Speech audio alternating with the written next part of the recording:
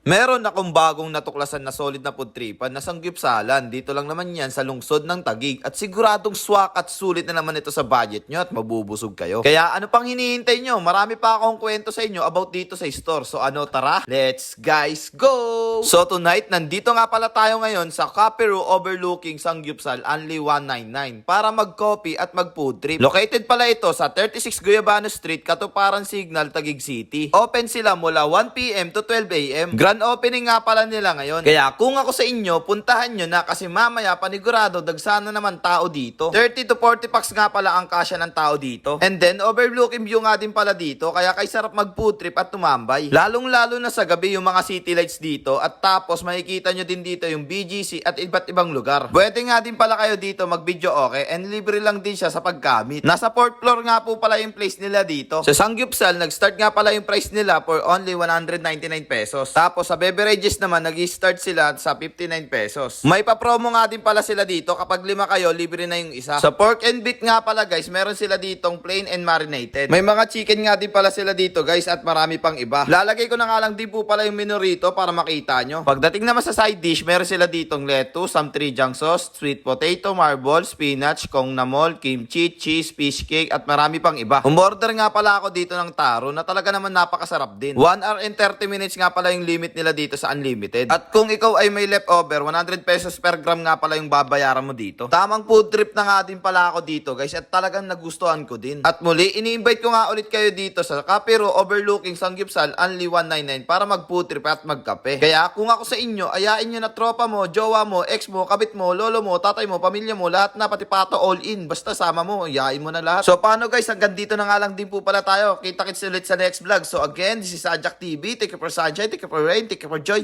Ingat, salamat, bye-bye, bless!